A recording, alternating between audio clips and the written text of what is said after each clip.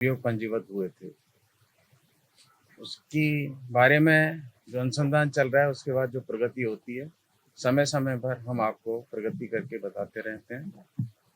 लगभग 4 सप्ताह पूर्वक भी आप सभी को बुला के हमने प्रगति हुई थी उससे अवगत कराया। उसके बाद जो अनुसंधान में प्रगति हुई, उसके बाद अभी आज सुबह आपके भूतपूर्व मंत्री महेश जोशी को इस अभियोग में गिरफ्तार किया गया है। तो ये जानकारी देने के लिए ही आपको यहाँ इकट्ठा अभी करके आपको अवगत कराया है। जो केस है वो आपको सबको विदित है। केस लगभग वही है जो हमने पहले प्रेस विज्ञप्ति में बताते रहे हैं या प्रेस ब्रीफिंग में आपको बताया था।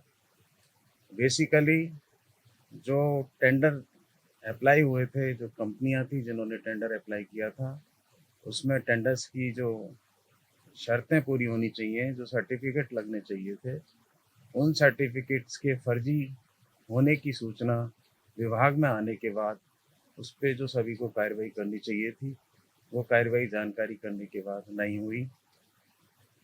तो बेसिकली संबंधित ठेकेदार थे, उनको इस तरह से हमने डिस्क्वालीफाई करना चाहिए था।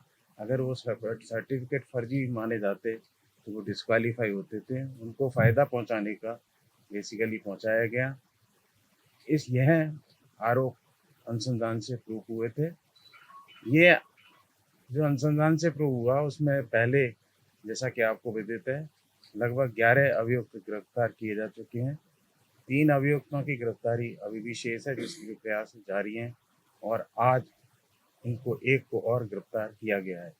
इसी तरह इस प्रकरण में, इस योजना में, जल जीवन मिशन जो योजना है, इसमें जो 50 करोड़ से ज़्यादा के टेंडर थे, उनमें एक विशेष कंडीशन डाली गई थी, जिसके तहत आपको साइट इंस्पेक्शन का सर्टिफिकेट लगाना था। उसके कारण भी बेसिकली वो जो नहीं लगानी थी, इससे कंडीशन लगाने से जो बेसिकली लगभग इसमें 20,000 करोड़ के जो टेंडर थे वो इसमें इन्वॉल्व थे। तो इस तरह की जो पद के दुरुपयोग हुए और इस तरह का जो सबने मिलकर जो भ्रष्टाचार किया था, उसके संदर्भ में ये गिरफ्तारी हुई है। तफ्तीश अभी जारी है और आपके जो विस्तृत प्रेस विज्ञप्ति है, हम पहले की तरह फिर दोबारा आपको जारी करेंगे। आज इनको गिरफ्तार करके इनका चिकित्सा परीक्षण कराया, उसके बाद कोर्ट में इनको पेश किया है और न्यायालय ने 11 तारीख को इनका हमें रिमांड दिया है। हम इनसे पूछताछ करेंगे, अनुसंधान करेंगे और फिर आगे की कार्रवाई करेंगे। सर, महेश जोशी की भूमिका क्या है? उन्होंने कहा कि मेरे अलावा और भी अधिकारी इस विभाग में रहे, उनके काम में ज्यादा टेंडर जारी किए गए थे, तो उनकी गिरफ्तारी अनुसंधान जारी है। जिनके खिलाफ भी आरोप प्रमाणित पाते जा रहे हैं, उनके खिलाफ कार्रवाई। मैं आपको प्रमाण देता हूँ। मैं आपसे मेरी बात सुनिए, फर्जी बैंक सॉल्वेंसी सर्टिफिकेट, मेरी बात सुनिए, आप सुनिए, मेरी बात सुनिए।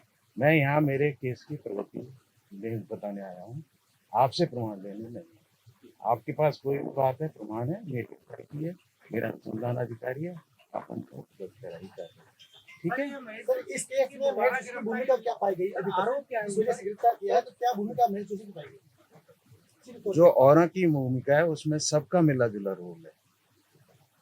भाई, आपके फर्जी सर्टिफिकेट लग गए थे, उनका पता लग गया था, उन पर जो कार्रवाई होनी चाहिए थी वो कार्रवाई नहीं हुई। टेंडर में जो कंडीशन लगी, उनमें भी उनकी भूमिका है, पत्रावलियाँ उनके यहाँ से निकली है। जो टेंडर में साइट इंस्पेक्शन की कंडीशन लगी है, जो बेसिकली सब पर आरोप है, वो इन पर आरोप है। ये महेश जोशी जी की दोबारा गिरफ्तारी हुई है, पहले भी गिरफ्तारी हुई, कोई एक ही मामला है या क्या है?